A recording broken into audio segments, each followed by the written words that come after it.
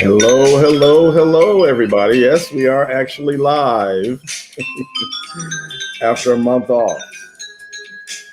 Welcome back to TNT. And it's a very special one tonight. And at some point, there we are. There we are. And I brought some friends with me tonight. So we thank you guys for showing up and for being a part of this very special TNT. And as you can see, I am joined by the Supremes. I am joined by three and actually four in a few minutes outstanding leaders, and we are blessed to have you all with us. What I want you to do for me is do me a favor and share this with your friends. This is a historic event, and you want to be able to say you were there live and saw all four of these. Well, actually, three of these ladies and then this dude that was here with them. But we are blessed to have these wonderful leaders that are joining us for this very special TNT. And we're glad this is the new season of TNT. We haven't been live in a month. So we're glad to be back with you, and welcome everybody. Again, share this, like it, share it, and I'm hearing myself. Anyway, we want to welcome everybody to want to welcome our panelists. We have just some amazing leaders, amazing women. I know they all happen to be, I've been emphasizing leaders, but they all happen to be brilliant women. And we were a bit intentional with that because this is called the New Agenda.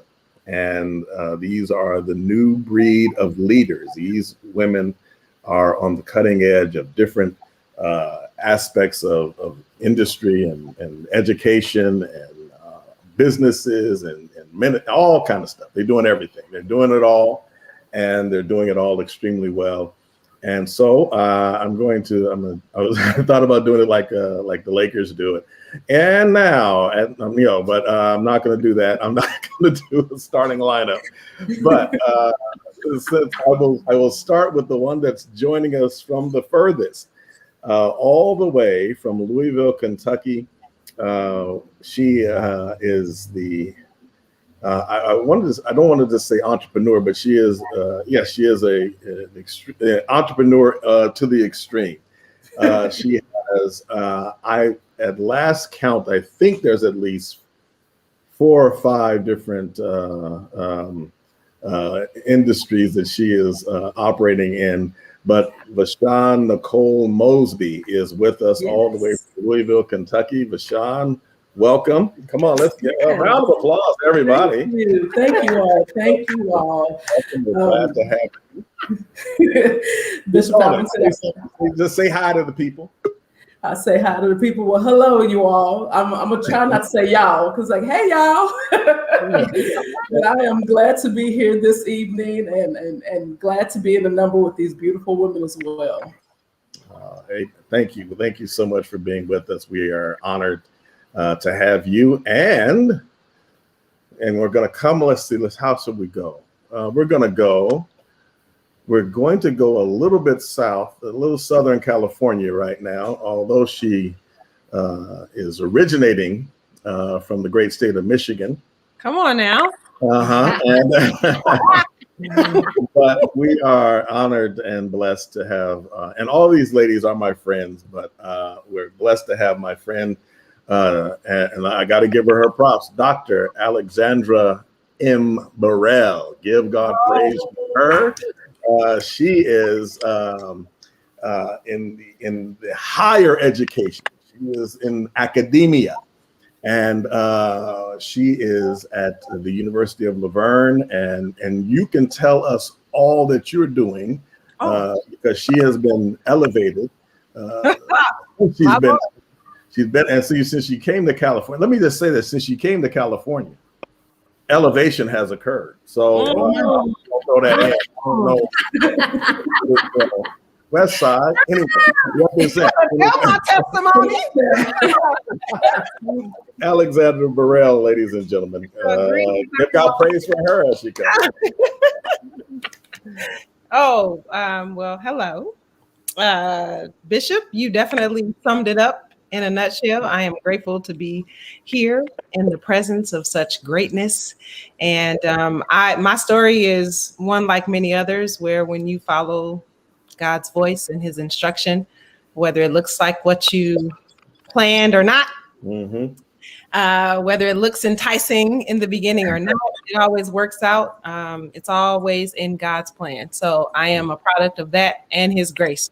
So I'm just grateful to be here amongst you all. I am Alexandra Burrell. I hold a PhD and I work with many different organizations, but my main job here in the Southern California area is Chief Diversity, Equity, and Inclusion Officer at the University of Laverne. So she said that fast, but it was a lot in there. Chief Equity and Diversity.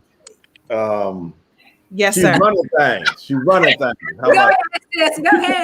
That's how we say it. You know, she's running things. I'm gonna slow down for the remainder of the conversation to make sure I get all of it out. Yes, indeed. Well, welcome. We thank God for you. And I don't want to go. Let me see. I'm trying to figure out how. I'm gonna jump her on in real quick. So I don't want to say like I'm holding my own member last but not least. So the incomparable, and I always like to call her that because there's no one like Ruby Green Farmer. She is of course she is the worship leader, minister of music at Spirit and Life Ministries. So I'm a bit partial to her, but also she also is a extremely gifted and talented recording artist, and puts all the music out independent on Good People Club Entertainment, ladies and gentlemen. And she's amazing. And I just said, I want to have her involved in this because she is in this entertainment thing. So that's a whole nother area where women are leading. And I think it's awesome. So Ruby, welcome. We're glad to have you with us. Thank you for having me, Bishop Hamilton, amongst all these beautiful ladies. Thank you for considering me. Oh, no. It was easy. We're grateful for all that you do. And see, Ruby is going to be trying to be low key, but No, I'm I know her works. I know her work, but she's gifted.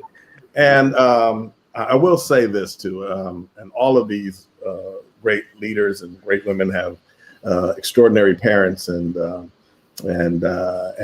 course she has a couple of great parents as well, and we thank God for them making the gifted Ruby.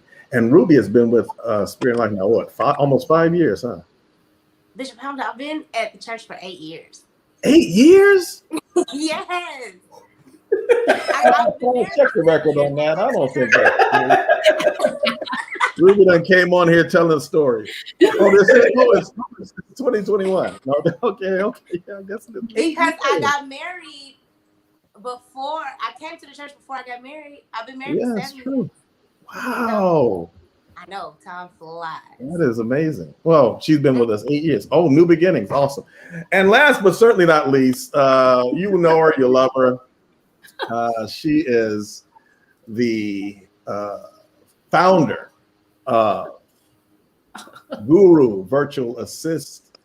She is a preacher, a teacher, prayer warrior, associate pastor, and she is the one that has made Steve Hamilton Ministries blow up. Boom. Anyway, Giovanni Oates, ladies and gentlemen, Lady G is in the building. Give God praise for her. Hey. Hello, everybody. Hello, I'm so honored to be with you all on tonight. Just fantastic. These women are outstanding. I follow them and I see what they do, and I'm just excited to be part of this conversation. So thank you, Bishop, for the invitation. Oh, well, you all have blessed me. And see, notice Giovanni had the whole preaching sounding voice. I'm so honored to be here. My preacher voice on. Oh my goodness. She threw an on tonight in there. So that's preaching. But so welcome all of you, and we just want to have a nice little discussion tonight. I don't know. I know we're going to be a little over our normal time for TNT, but I thought I'd start the fall season off with a good discussion.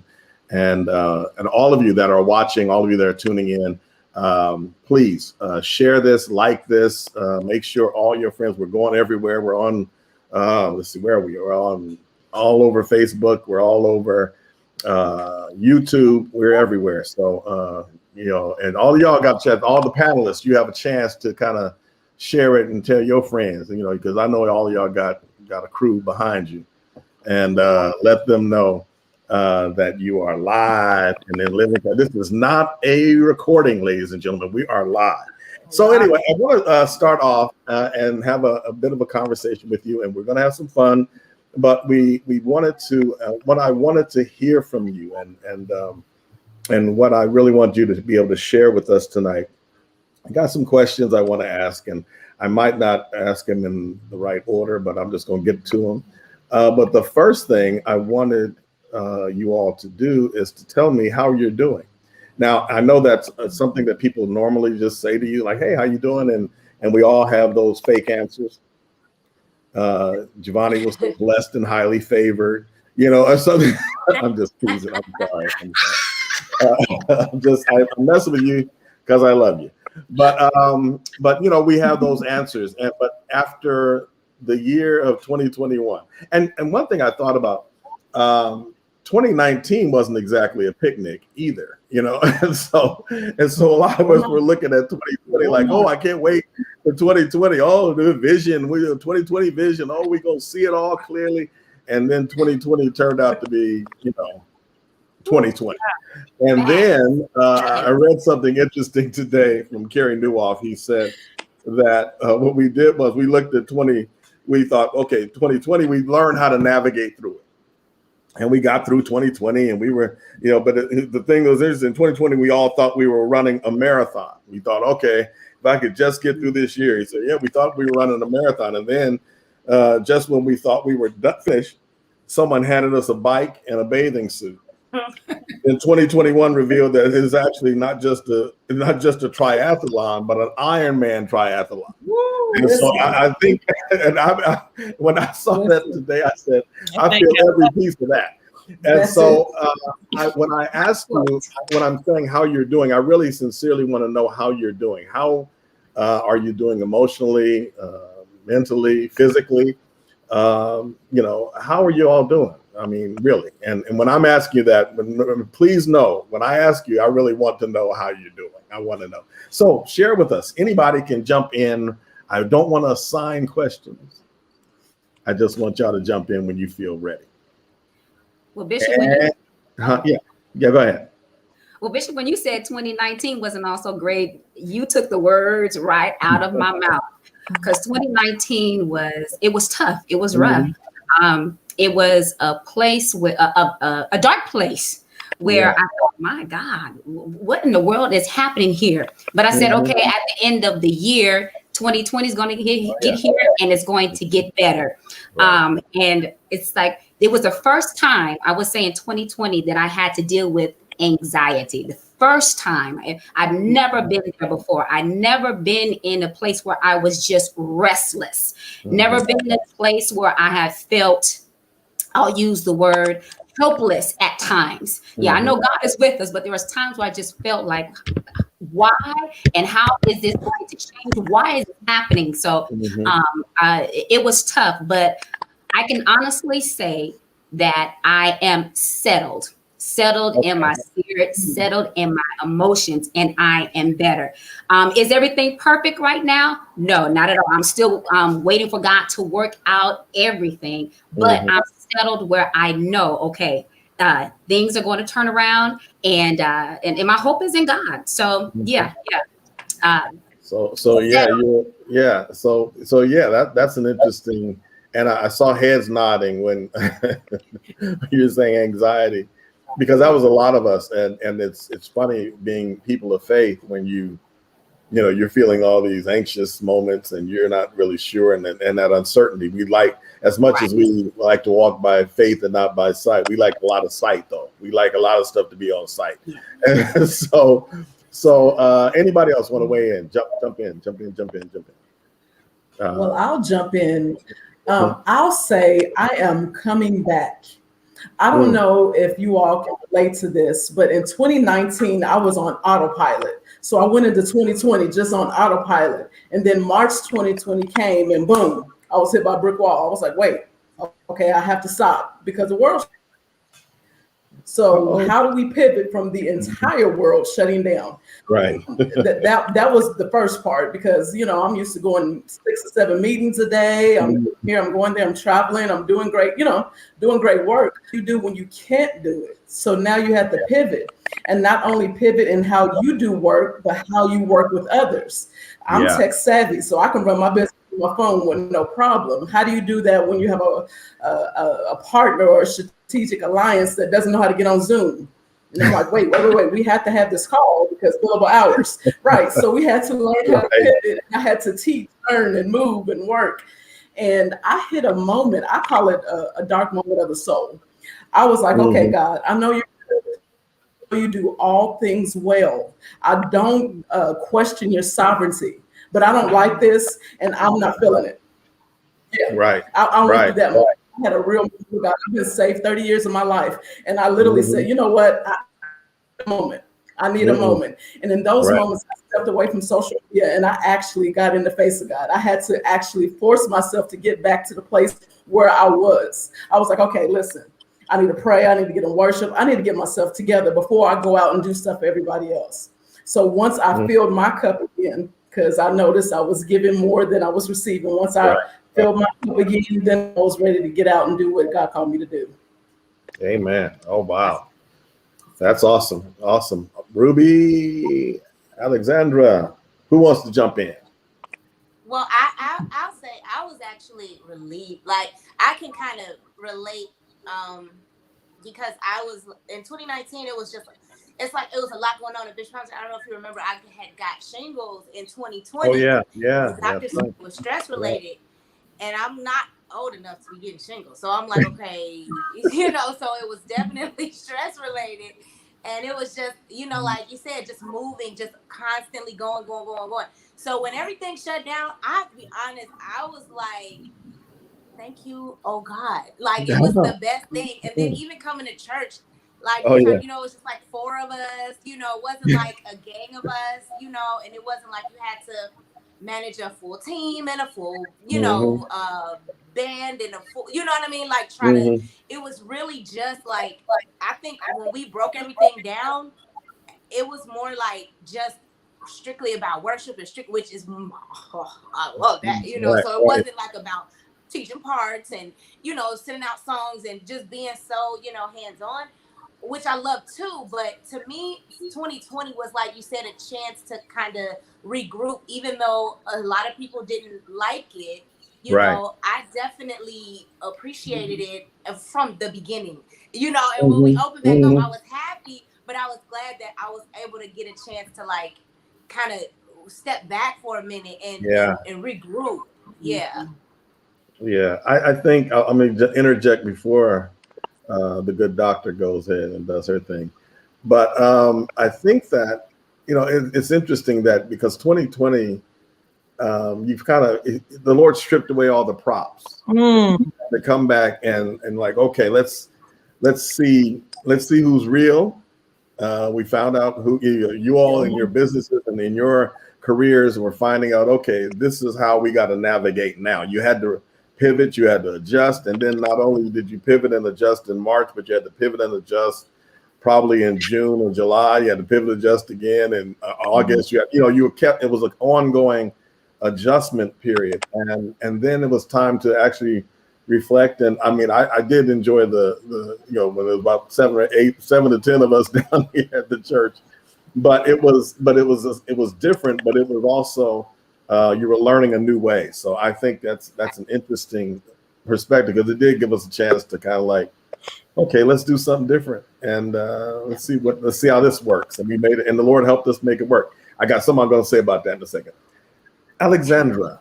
Okay, so I'll add on to what's already been said and say that right now I'm in a state of ownership and still transitioning. So at the end of 2019 was when I transitioned to California, started a new job. And within 2 weeks of getting here is when I defended my dissertation and became Dr. Burrell, right? So don't be throwing no quotes on there. That's your own doctorate now. I do that for a reason, because part of the ownership and the transition that I'm in is owning who I am. Yeah. And after 7.5 years of going through a process to become Dr. Burrell, I still, when I introduce myself, don't always say Dr. Burrell, because I'm still not embodying all of that to the fullness of what it is. So I've been dealing with some imposter syndrome over the last 1.5 years. I think the last year, 2020, was a shield for me. It allowed me the opportunity to stay safe within a comfort zone where I was healing from 7 years of what I call trauma. Not everyone would consider it the same type of trauma of what others would experience, but it was trauma for me. So to go from to get into a point where everyone is celebrating you and saying congratulations, where my whole self felt trauma. Wow. And so I honestly feel like the pandemic and what happened with the world gave me the opportunity to heal in a personal space. Awesome. So as devastating as it was for so many, it was healing for me. Yeah. And it provided an opportunity for a safe space and a haven where I could commune with God. You know, there was no community church. There was church online. There was like, your own relationship. You got to work through some of these things yourself. You literally got to own up to some stuff. So at this point, I am in a state of ownership, because I'm finally saying, like, I deserve to say that I went through this, that I accomplished this, that this is who I am. But it took a while to get here. So I would say that whole end of 19, all of 2020, and most of 21, and me coming into that. And learning who I am all over again, because I'm a different person than what I was when I went into it. So who am I now? What makes me happy? What fulfills me? What's my purpose? Right. How does it align with where I am right now? Am I still in alignment with God's will for my life? Like, there are so many things that happen. So for me, this is my stage, or my time of ownership. Wow. Ladies and gentlemen, the panel has been awesome already, right? So, I mean, goodness, you all, and I think it's important to touch on some of those things you're just talking about in terms of the imposter syndrome. The funny thing about the pandemic and the shutdown to me was all of us kind of, I'm sure we kind of felt isolated to a certain extent, even though, we have people that you're connected to. But that isolation of, okay, I know a lot of times I'm down here, talking to a screen and talking to a camera, what have you. But it was just like, wow, you're really down here. You're spending a lot of time by yourself. And so when you're spending a lot of time by yourself, a lot of us, as Alexandra touched on, that imposter syndrome. Am I really supposed to be here? Am I really good enough, or am I just fooling everybody, so to speak? And but to be able to finally embrace that is an awesome thing. And I think and I think that's one of the blessings of 2020 and the shutdown and all that's going, and 2021, because it ain't like it's over. Because it ain't over. Right. Bishop, Go ahead. I love how Alexandra brought that up. Dr. Burrell brought that up because she was able to identify what she was feeling. A lot of times we go through different things and we're feeling things and we're going, things are happening, but we're not able to identify what's going on. Yeah. The place when I was in darkness, I did not realize I was grieving. Yeah. Did not realize. Yeah. And what was I grieving? I was grieving all of my plans. I had an agenda. I had a timeline. Wow. I had things that I wanted to accomplish. I had things already worked out. And when 2019 wasn't working out and 2020 hit, my spirit just, I was able to encourage somebody else. I was able to preach and say to somebody else, it's going to be all right. It's going to come to pass. But when it came to me, it took me a while to identify that I was grieving. And when that happened, I was like, oh, Lord, what in the Lord, what's going on? Through this. So I think it's awesome to be able to identify and not just allow yourself to be overwhelmed with the emotion. We have to go to God and say, Lord, what is this? Lord, help me, shift me, help me to see what are you trying to do here. So I love what you shared. Yeah. I think that, and one of the main overriding challenges for the world was even how to grieve or how to process, because there was so much loss in 2020 and continues to be. And so that had to change. All these things had to change, and it was an involuntary change. And I think we lost Vashon, but I know she'll be back in a second. I guess you got to be back in a second. But anyway, but yeah, I think that those are, I mean, you all have dropped some excellent information, especially even, and one of the things I'm amazed about, and I want to say this, and I want you to get this in your spirit.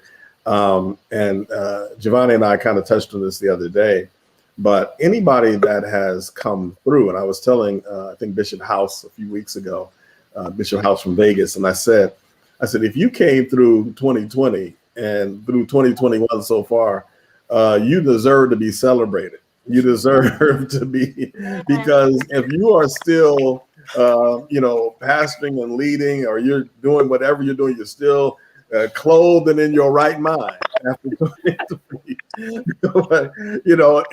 I mean, it's an amazing thing. And so, and all of us have had these different challenges, and you've kind of touched on this, but let me ask this question. How much has your life changed since March of 2020? We'll just go back to March. I know a lot of us, we can go back to 2019, but if you want to just talk about how your life has changed, and I told you Vashon was going to be back. She's back. All right. How has it changed? And you can change how much has it changed for the better? Some of you have touched on that already. Some things have improved, but I think maybe a lot of the improvement might have been from the inside out. But anyway, I don't want to put words in y'all. But how has your life changed? I think for me, I don't take anything. You just assume certain people are going to be there. You're going to assume that, business will go the way that it should go. You're going to always have time. I'll work on this tomorrow. We'll meet next week. I'll catch up next month. And to me, the pandemic has shown me you could be here today and gone tomorrow. So cherish the things, cherish the relationships, cherish your children. I have 2 children, one soon to be an adult, and I have an adult child. And so now I'm looking at them differently, like, wow, if y'all, then what, then what? What's going to happen? What about the pandemic? How's that going to look for us? So I'm being very, and that's kind of been my word for the year, intentional about everything. Right. Awesome. I love it. Who else? Ruby looked like she ready to say something. Ruby, like, I wasn't trying to say nothing. I was really but anyway, you want to jump in on that? Wait a minute. Wait, come on. It's like I can't hear. I don't know. You can't hear? I can hear. We can hear you. So fuzzy. My computer's been crazy this whole time, but I can't really hear. But I'll maybe come off and come back on, because then most time you don't have to do something. Okay. Go off and come back on, and in the meantime, Alexandra's going to tell us what how she's feeling. I'll be honest and tell you the first thing that came to my mind was I can no longer wear stretch pants during the day. Right? Because it's like, okay, from March until 3 weeks ago, I was able to wear lounge clothes on the bottom half, and then right, make sure you good up top. Right. So that's one thing. I will say that I started to value FaceTime and video calls a whole lot more. Right. I've always lived away from my family for the most part. I've lived in different states. So it became I had to be a bit more intentional. My family are now 3 hour time difference. Right. So really being intentional about connecting with the ones you love and in your circle. I think that was something that I started to value a little more over the time. Me and my girlfriends do FaceTimes almost every day at this point, group FaceTime. Wanting to make sure that the people you care about know and see you if they can't see you in person. So living alone, being single, I don't have children. I live alone. I'm in a 1-bedroom. So my home space, which was my relaxing space, became my home space. So people always say, "Oh, separate the two." Well, that's hard to do for someone who lives in a 1-bedroom apartment that does not have an office. So my office was in my living room or the floor or wherever I decided to open up my laptop. So I had to be a bit more intentional just over the time of finding time for me. Right. Work started to consume a lot of my day. I wasn't shutting down the computer until 9-10 o'clock, and then I was headed to bed. And it was like, okay, I never had time for me. So since March, I will say I went through a full transition where we're figuring out what's a healthy balance. I don't necessarily believe in work-life balance, because when people say that they say it like it should be equal, and it shouldn't, because so many different aspects that should be considered within that process or that paradigm. So figuring out what that looks like for me. So I'll say since March, I've figured out what holistic balance looks like for me in my life. I've also started to value my friends and family and how I remain connected to them during this time, regardless if we're safer at home or not, like being connected to them, period.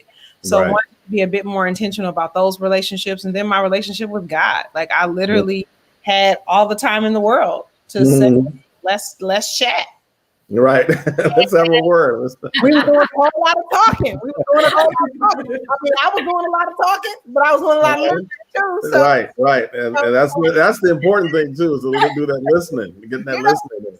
So it was interesting to be in your own space. I think a lot of times we allow other things to distract us and to help us determine what happiness looks like. And so as people start to ask the question like, oh, what do you do to make you happy, or what makes you happy? And they start mentioning things about that include other people. Right. And I was like, well, what if those people weren't involved? Right. Would you still find the same joy in that? So really figuring out me during that time. So it's been an interesting year and a half. I got you. Yes, Giovanni, what has changed? For me, and I'm going to piggyback on what the ladies have already shared, enjoying my family, not taking them for granted. We're hearing so many things. 1 minute, someone is here. 1 minute, they're gone. You on social media, a family member, you're seeing all kinds of things. So not taking those relationships for granted, loving on them, and making sure we spend most of spending time with them. But one of the biggest things, the work I had to do was on the inside. What I learned during this time is that my happiness is my responsibility. Wow. There are some things that we want God to do for us, but God, He promised us salvation. He didn't promise that He was going to do everything for us. And so then what I had to do was make some adjustments in my life. I heard Dr. Burrell say, she's single and doesn't have children. And I'm the same thing, at home, working in the office in the daytime.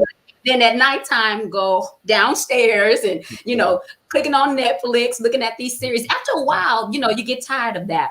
And so I had to make adjustments for me and start making sure that I do things that I enjoy. For a minute, we couldn't go out, too much. But now, every other Friday, afternoon, I block that and I'm going to lunch. I'm going out. I'm going somewhere I can be served. I'm going to go do something. I'm going to go on I'm in San Diego, so I'm going to go on a harbor cruise. I'm going to, I don't care. I'm going to go bowling if it means I have to do it by myself.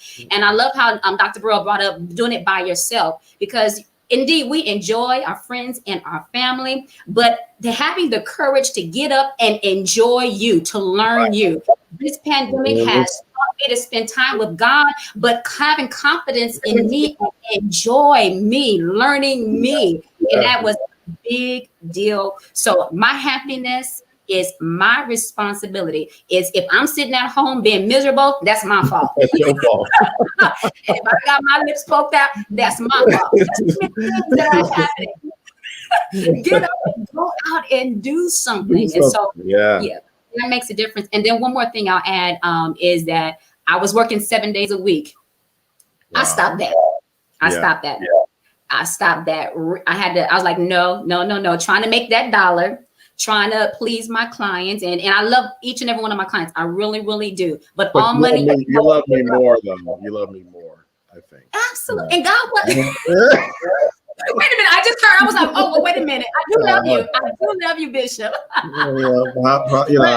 In my mind, I'm your favorite client of all time. But there's one thing to consider, even in that, though. When we lost the opportunity to do other things, we needed to fill space. Yeah. So there's always going to be work to do. There's always going to be somebody who needs something. There's always more that can be done, right? So to fill that space. Yeah. If we couldn't be connected with someone else, if we couldn't be out and about, if we couldn't be doing things, it was like, well, I might as well keep working. And that's what we filled the space with. It was automatic. That's just how it happened. It's too easy to grab the laptop and just go on, and I can. But do you think that that lends itself to you being burnt out? Absolutely. Absolutely. Because I think I just, like I said, last month I just basically took teaching time off, and especially, and because I realized I hadn't really taken a break since the pandemic started in March of 2020. I was just, every week it was just like, okay, you get on autopilot and you start doing your thing, and you're pivoting, and you're just, I got to constantly give out. And you're not traveling, you're not going to a bunch of meetings, although sometimes, well, that's another story. Sometimes folks want you to keep going to church. But anyway, but I realized I needed to do something to just, be able to reset my brain a little bit, and like you were talking about, you can always grab the laptop. You can always, I got to do this. I'm gonna look this up, or I'm gonna reach out and watch. And it's like, after a while, you have to, if you're not careful, and I think a lot of leaders found themselves burnt out. I think a lot of people have found themselves just going on fumes, and we have to do something, So I'm glad to hear that you all have done something to take time for yourselves, to rest your brain. Yes. Work is always going to be there. Ruby, you're back, and we're better, and we hear you clearly. And just say something. Hey, everybody. Say something to the church. But what was I going to ask you? I was going to ask you how your life has changed since since 20. Like overall. Yeah, just kind of any area that you want to pinpoint that is dramatically, not necessarily dramatically, but just different than it used to be. Well, I'll be honest. I feel like when the pandemic first started and when we shut down, I was a little more connected, almost kind of what Dr. Burrell was saying about having that time where you're only, it's just you and God. And then almost kind of like when we opened back up, I started to be a little more like distracted and not as focused in on like the word and worship time, and because you have all these other things now added back to your life again, and so you have to try to focus, keep that same focus. So that was, the pandemic initially, spiritually, I was like, all right, oh God is and which also goes to, you get out in anything what you put in. And so I have now started to make myself, and pray for the desire to get back and it's working, you know what I'm saying? Just getting back like really, really like in the word and more worship time and more prayer time. So I guess it changed and then changed back and then now it's back again. I love it. I think something Vaughn hit on in terms of intentionality. Okay. How are you? Do you all have, and Giovanni talked about it too. How is your scheduling in terms of, really working on your own calendar in terms of, okay, I'm gonna schedule in some breaks. I'm gonna schedule in some time away. I'm scheduling in. How are you? All of you look like you're responding like, yeah. But I mean, but you got to be really intentional about that, because if you don't, work on, your whole calendar, somebody else will fill it up for you, and so people always have a way of moving in on it. And so I think that, and so as Ruby was talking about just being intentional in terms of spending time with God, I think you have to be intentional about just, okay, I'm protecting my calendar. I'm protecting my space. I'm managing my time better than, I think that's one of the things we have to learn how to do, is manage our time a lot better. I was going to say, if I can piggyback on that, something that I did not do in 2019 and 2020, but I started this year, I start blocking out my own calendar before it got filled up, because I would, look up people with book time, and I'm like, wait, I don't have a day off in like 3 weeks. So now I literally go through my calendar like, nope. Yeah, I'm going out of town, going on vacation if I want to. Listen, I'm off. And so I have really been very intentional about me time, doing things that I like to do. And so, yes, I am calendaring a lot better. And it's important. One of the best lessons I had learned, and I probably got to get back. I got to maybe have to retake the whole class again, but learning how to just manage your time. And one of the things that even if you have to learn when you're at your best, what time of day you're at your best, what days of the week are best for you, and learn how to just say, look, this is, even if you have time, if you calendar in time to do nothing but sit there and watch TV or stare into space or breathe or whatever, you have to be able to, make sure that time is booked in. And so if somebody wants to get in on that time, no, I'm booked. I'm sorry. It's I'm not available. I'm unavailable. And you have to be available for yourself. All right. Let me get a couple in that no. Go ahead. I was just saying, being confident in that no. Like, it's okay to say no. Yeah. There were many explanation.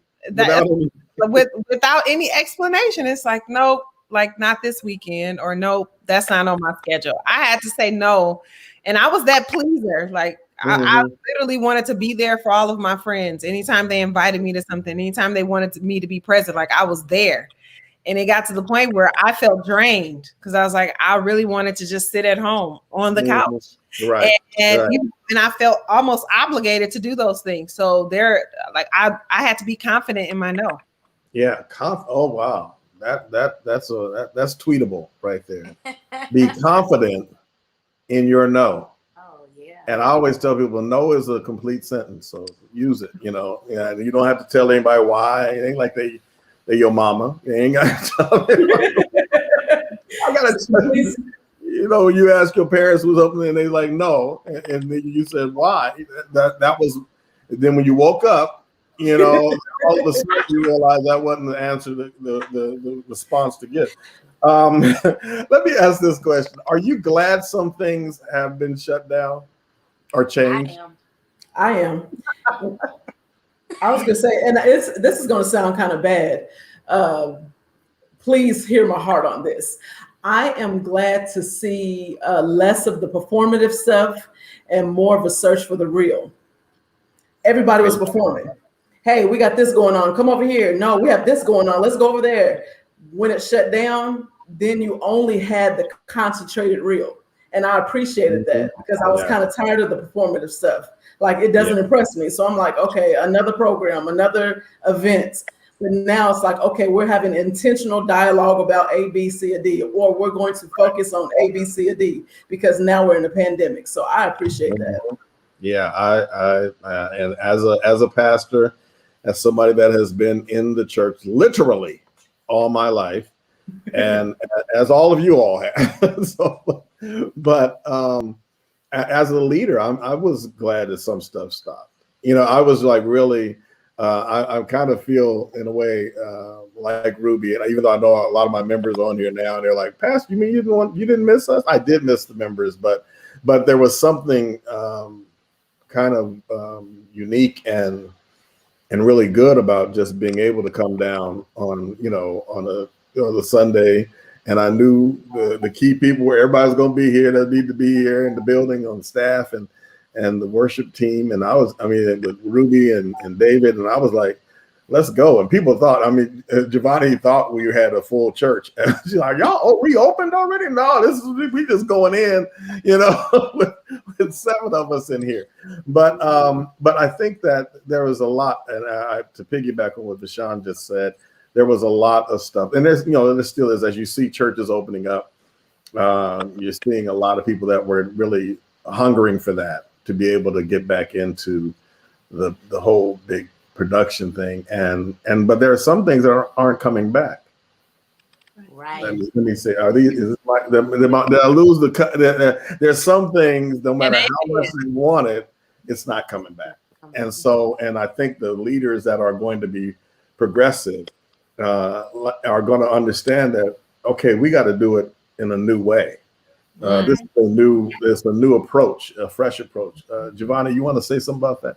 You know what? You just took the words right out of my mouth. I was going to say that I'm with you. I'm glad that some things have gone. But what the pandemic did for us as a ministry and other ministries as well, it taught us that there are better ways for us to operate in ministry. It taught us that we don't have to be at service for 3 and 4 hours. It taught us there's a better way to communicate with the sisterhood. There is easy. Right. We don't have to be down here, you know what I'm saying, holding the people hostage.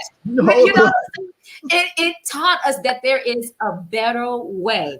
And I appreciate it. Do we have it all figured out? No, but I appreciate the fact that we're willing to step up and try different things. Maybe this method doesn't work for us or work for you, but we're willing to find out what works for our ministry. So I'm glad that obviously my heart is aches for the souls that we lost. There's so many people that we lost along the way. But I believe that God brings things. He doesn't make any mistake in his method. And it was an eye-opener for the church. An eye-opener for the way we were leading service. I watched I watched when you did the panel discussion with the other pastors and Suffolk and bishops, and you were talking about the operation and how we had testimony service, and we were kneeling at the altar, and we were doing all this and doing all that. It had its place.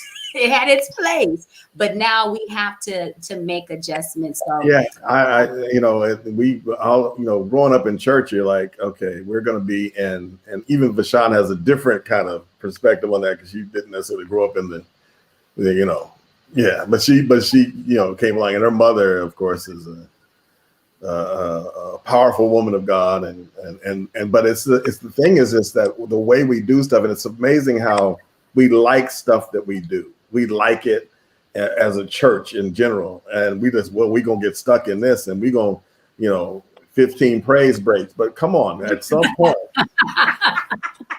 At some point, we're gonna have to get on in here and do what we do, and so I appreciate that. Anybody else want to jump in on that? Any thought about some things that you're glad are done to a certain extent, or do you miss the 3-hour service? Well, we never had. I love my vision because we never had 3 hours service. Always in and out. We got delivered a long time ago, Ruby. We always in and out. From another side, like from the artist side, I do miss singing in front of. It's boring singing virtually, like trying to do a concert virtually. Oh, I can imagine. Yeah. But that is a different side of it. But I mean, it's still worship though. It's still like praising the Lord. It's just I guess I'll say what I would say I miss, even in church, is having the congregation, even if you don't have a team, like if you pick a good older song or even a newer song, like, that response, that immediate. Yeah, you can sing and they know the words and you can, and you know what I mean? So it's not like you just singing and that's why I didn't do a lot of fast songs, because with Cora, my sister, it kind of helped me out a little bit sometimes when I was on vocal rest. And Cora was like, yeah, somebody said they're glad that I'm doing fast songs. And I'm like, well, honey, go right on ahead. Me. I feel like it's better if we do just everybody just join into corporate worship. So I do miss, that part of it. But all of the other, like, just nonsense, I don't miss it at all. Nonsense. I mean, some of it was just a little much, right? Like, now we know it was. Wait, go ahead and say that. Go ahead and say it. Go ahead. Unnecessary. Go ahead. There it is. Oh man. And we get right to it. We get right to the worship. We get right to the word. Like Bishop Hamilton said all the time, you're not getting delivered. It's not always about somebody, if you're not catching this word, because I was sharing with Bishop Hamilton a couple Sundays ago. Every message has been on point for me. If you're not hearing it, I mean, you know what I'm saying? It's there. So I don't know, I feel. Yeah, you gotta just, I like how you just nonsense, unnecessary. All right. Let me see. Anyway, made it real plain for the people. Yeah, right. Yeah, just no. But see, that's what we need. She made it real plain for the people. They have no questions. There's no question, and it's very clear. And I know I have a reputation anyway of being Hamilton's just like gonna be like, Get to the point. Like, I don't know, but we waiting on we don't want to quench the spirit. Well, the Lord's always ready. It's us. We just got a lot of stuff we want to do. Can I really stop the Holy Ghost from moving? Right. Absolutely not. So let's go. He was here when we got here. How much power do you have if you can stop the Holy Ghost? Right, exactly. It's like, we like you got to wait for the Lord to show up. If that's the case, you're doing something wrong. Anyway, let me see. All right, let me ask this. Has your mindset changed? Your mindset, and I think we already talked about that to a great extent, but I think a lot of the things that have changed for many of us is our mindset, our perspective, our focus, and it's. I think we do value people a bit more, but we also value ourselves. I think one of the things that I was noticing. I thought about earlier was when Alexandra was talking about how you got to be able to do stuff by yourself. You got to be able to do stuff for yourself, and Giovanni talked about it too. Because if you don't enjoy your company, don't expect anybody else to enjoy. If you don't like if you don't like hanging around you, but has your mindset changed? Is it more positive, more? Are you still anxious? I got to be careful with that. I don't know about anybody else, but I have to watch being too cynical because I'm sarcastic just kind of by nature. So, you spend a lot of time alone, and on Zoom. So, sometimes people can't see your facial expressions. So if you have somebody in front of you, you just can't be like, no, you gotta put it in your face. You gotta, be present, not just dozing off on the Zoom meeting. So no, I've had to be more focused and again, more intentional and less cynical. Yeah. That's cynical. Okay, that's good. That's good. Wait, Yeah. John, what's so funny is after a year and a half of being home on Zoom meetings, the first full session I had in person, I couldn't turn my camera off to make things. I couldn't turn my camera off to roll my eyes or walk away. I was like, Listen. Really? Okay. Oh, I'm sorry. Did I say that? Yeah. It was a whole that whole camera on thing and see, you got to understand, I'm dealing with, church board meetings, not my church, but organizational board meetings. And, we want all the cameras on. Why? So then I gotta have that blank stare. Anyway, I didn't say that out loud. See, y'all done got me so comfortable on just talking to you like we're. Anyway, anybody else about their mindset? I think I'm more positive. Like I was saying before, we talked about it, just stressed out. And I think after, making it through the pandemic and seeing people that didn't make it and I made it, and, my husband got sick, so he had COVID really bad. And just, I just feel like I want to celebrate a lot more. Like you were saying in the beginning, to celebrate. Everybody deserves to be celebrated. I feel a lot of that more. And I just, I came out of it definitely more positive. I think I did, instead of taking everything for granted. Even like, sometimes you feel like, because I was telling my mom, like, I just want to be a member. I don't know if I want to do praise and worship. And my mom was like, really? And so we're going to have to pray right now in the name of Jesus. I'm gonna call your mother. I'm calling mom, and I'm gonna try to get a word to your dad because the Reverend Al Green is not gonna be happy with you talking about you. No, they're like, I don't think so. And so now that I appreciate, the gifts that God, all of us that God has given us, and being able to be in position to use those gifts, and God really blessed us to be able to do that. And you shouldn't take it lightly, even though we all get burnt out or whatever. But I came out of it way more positive. Like I want to come to church. I want to be, I want to sing. I want to lead worship. I want to, be in front of. I love my the position that Bishop Hamilton, gave me. So I have a different outlook. Recover, sis, recover. Come on. But that really is the truth. Like,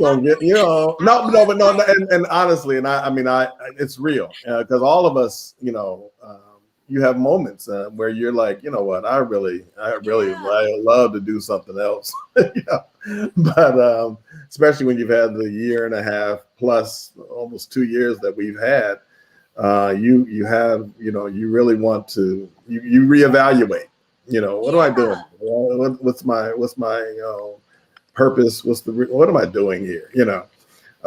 Anybody else want to jump in on that? I know we're going to have to wind up. We've been actually almost an hour, but it's like. I think I'm the last one. So I'll just say for me, my mindset, I have learned what it means to be in God's perfect peace. I have learned what it is to have peace and have contentment and be grateful for where I am. For a minute, I was sharing with Bishop that and those times where I was bored, I was on social media just swiping and flipping. And social media is a great tool. But if you spend too much time on the content will tell you you're not good enough. The content will tell you you're not going hard enough, or maybe you're going too hard, or it's confusing and it's all over the place. And why don't I have this companion? And how come I don't have any kids? What's wrong with me? All those thoughts begin to come to your mind. But I thank God for his peace. Just letting me know that he's there and just rest in me. You're going to be all right. Everything's under control. And I just thank God for it, because I'll tell you things. For a minute, I was like, am I in the right place? Am I making the right decisions? Am I doing the right thing? As an entrepreneur, I promise you will question your decisions. Things don't go the way that you plan. You will question your decisions, and one question will lead to another question, and then will lead to another question, and before you know it, you are all over the place. And so what God reminded me of is that I've kept you. I didn't dry up the business. I kept your clients. Right. I kept you afloat. I did it for you. And so just to trust him and just to have peace. So that's for me. Awesome. And anybody else, ladies, go ahead. And two more questions. One is, do you really celebrate your accomplishments? How is it? No, do you take time to celebrate you? I know I don't. I feel awkward. But you have to, I was sharing with Giovanni the other day. I said, the Lord, when he created the heavens and earth, after every single day, he said, that's good. You got to be able to acknowledge when you do something well. And I think that part of the problem with leaders is that we are so busy grinding. And Giovanni makes an excellent point that if you start scrolling down social media, you'll be like, okay, wait a minute. Wait a minute. They're on another flyer? Yeah. And they're terrible. See, I'll say it. You all don't have to. I mean, they're absolutely terrible. And then you're like, well, what are they doing that I'm not doing? Or what, oh, wow, they had this group over here. And so you're trying to, it's that whole comparison thing. And then that coupled with sometimes our imposter syndrome that Alexandra talked about.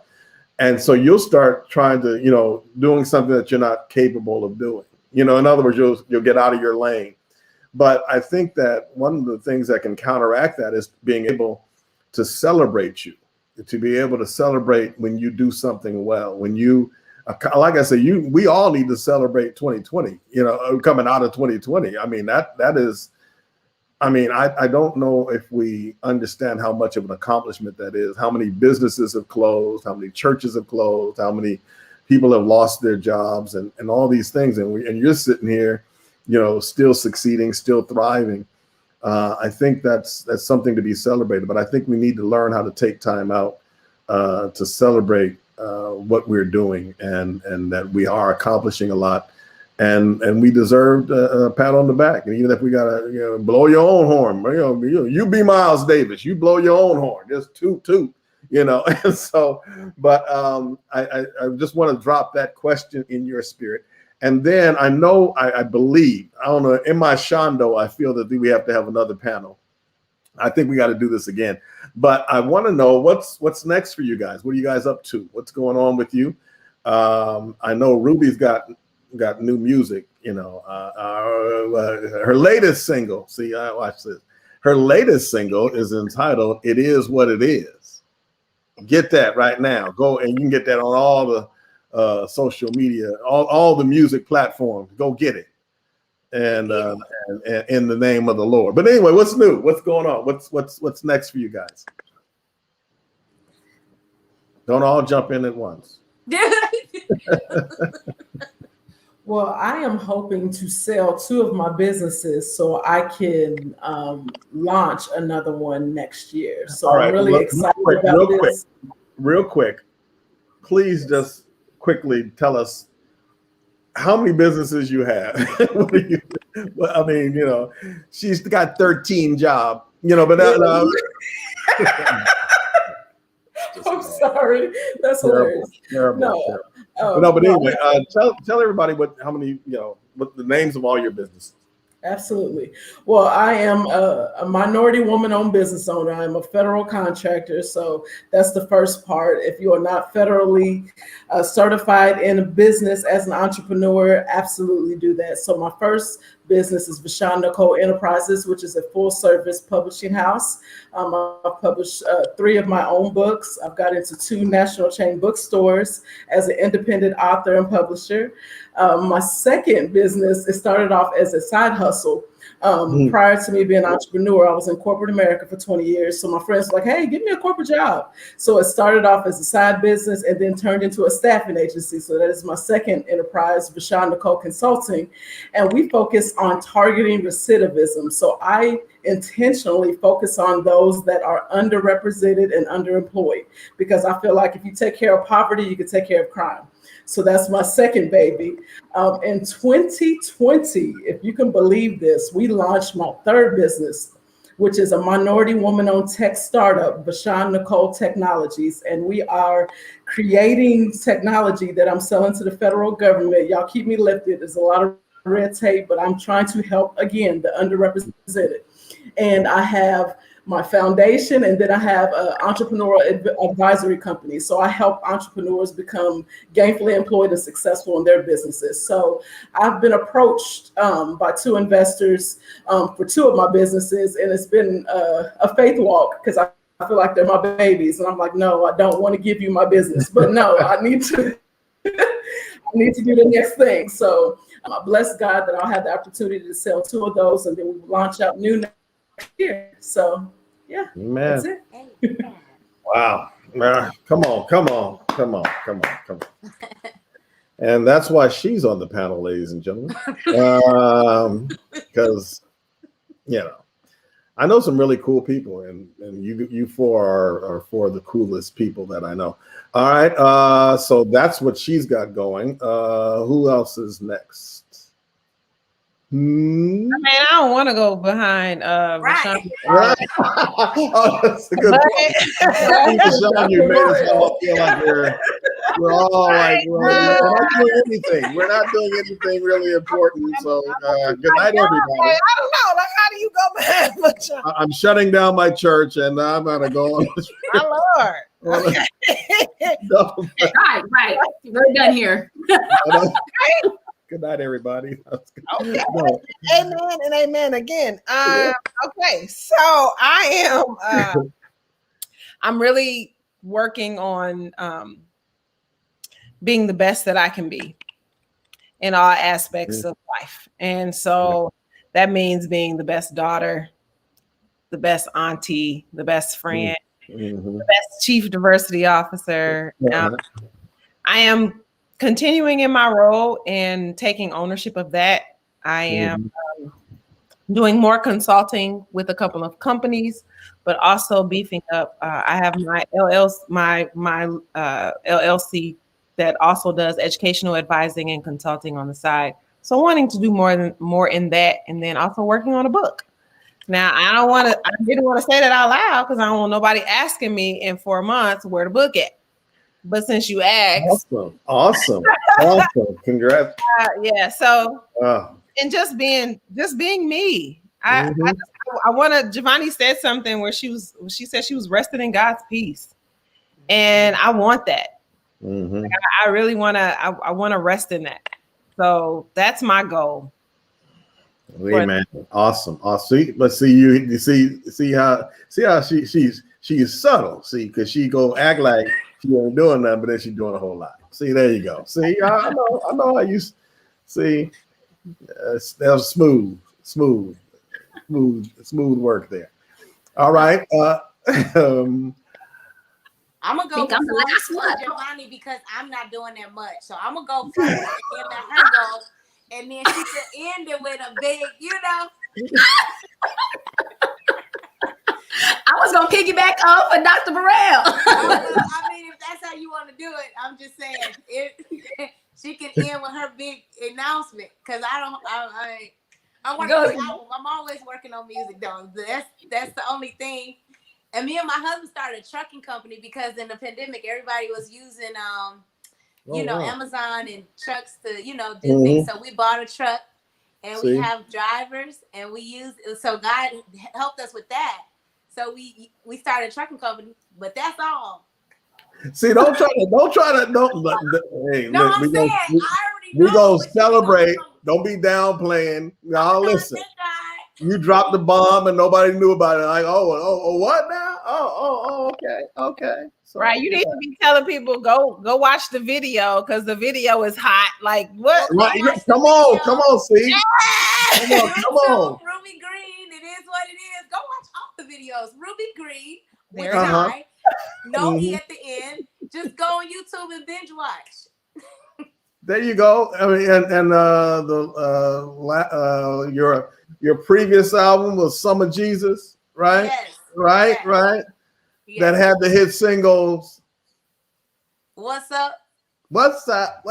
Come on, Saint. Come on, don't be Ruby. And and I wanted to say, because you said we don't Celebrate pat ourselves on the back, celebrate ourselves. Mm-hmm. I did a remix to Real Jesus with B Slade. Yeah. Oh, that was crazy. And that it charted. I got up to like number 40 something, but I didn't say nothing because I was Come on, Saint. Got a top 50 single. So I did want to, say, when you said that, I'm like, Bishop Hamilton is right. I'm like, go get the album, and then that's it. But God bless me to chart on the gospel. Yeah, see, there you go. See, come on, that one with her. Well, everything is great, but the one with her and B Slade is just, he's amazing. Man, B Slade is a mess, but he's great. But he's also, I love him. And you guys together is just like, he did a good job. Anyway, yes. B Slade, aka Tone, aka Anthony Williams, aka anyway. But yeah, I know he would get mad. Listen, it's B Slade, sir. All right. But awesome. Glad to hear that. Giovanni, what's going on? Well, I celebrate all these wonderful ladies. I have heard some wonderful and great things. You guys have just inspired me so much. I would say for me, the next thing on my agenda is I'll be going back to school to get my degree in theology. The Lord has opened up the doors for me to preach in different places, and I just feel I got to go deeper. I feel a responsibility to go further. She fine. She already got it. All right. Okay. No, go ahead. I have a hunger for it. I really, really do. So I'll be going back to school. And church, y'all pray, because it's been a minute now. It's been a minute since I did these all-nighters. So y'all. You gotta play your stuff. Yes, indeed. Woo. But I'm excited about it. So I'll be going back to school, and then I'm working on scaling my business. Also, just working on I have some courses that I want to release for ministries. Believe it or not, we have a lot of churches that are still struggling when it comes to being online. They are struggling as far as how to use Zoom. Some of them are hostage video situations. Stop that now. Come on, I'm trying to encourage the people, Bishop. Please come to our church. Blink 3 times, sir. I'm sorry. No, that's all right. I'm just teasing. But the truth is, a lot of times what happens is they don't have people on staff to help them. Right. And so I want to make those services available where they know, okay, maybe I don't have the staff in-house, but there's somebody outside that I can trust and rely on that will help us take our ministry to our next level. So the sisterhood is not meeting face to face, but we can still get on Zoom, or we can still have some kind of gathering. We can use the individual rooms or what have you. So I'm working on some courses to really help ministries in that area. So that's it for me, and just enjoying doing stuff I haven't done before. And her birthday was last week, and happy birthday! Thank you.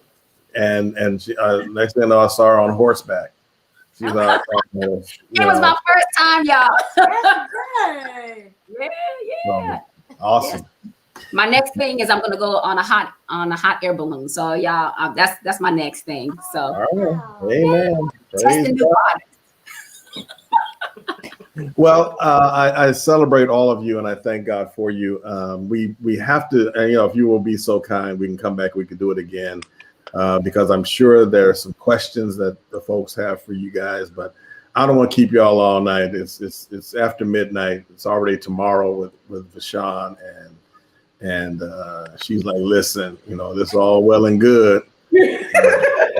I'm on the West Coast, and I'm in Louisville. So anyway, just want to do a couple of announcements real quick. So hang tight, ladies. If you are, get into somebody's church Sunday, whether online or in person. Giovanni's got Shiloh Temple down there in the San Diego area, where her dad is the pastor. And, you're always welcome to Spirit and Life. We're going to be doing our thing live on Sunday. We'll be back. So all of y'all that have been crying because we wasn't there live last week, we'll be back. And then next week, we got TNT is going to be starting back again. Of course, next week, we're going to probably be dealing with the new agenda. What's new? And then so all that good stuff. So I love y'all. I'm praying for y'all. I thank you so much for tonight. And if you all were blessed by these ladies, make a comment, send up some hearts, send up some love, because they are amazing, and we have to do it again. So thank you all. I really appreciate my friends coming on and hanging out with me for a while. So yeah, we're back. The fall season is getting ready to start. Woo! Anyway, we will see y'all 10:15 on Sunday morning. Tara, my producer, director, is there something I'm forgetting? She said, no, she's tired of me talking. All right. Okay. Thank you, Tara. We love you, Sister Tyra. Yay. God bless you all. Good night, everybody. Share this with your friends. This was amazing. These are great women, great leaders. Bye, ladies. Bye, We love Bishop. you. Good night. Good night, everybody. Thank you.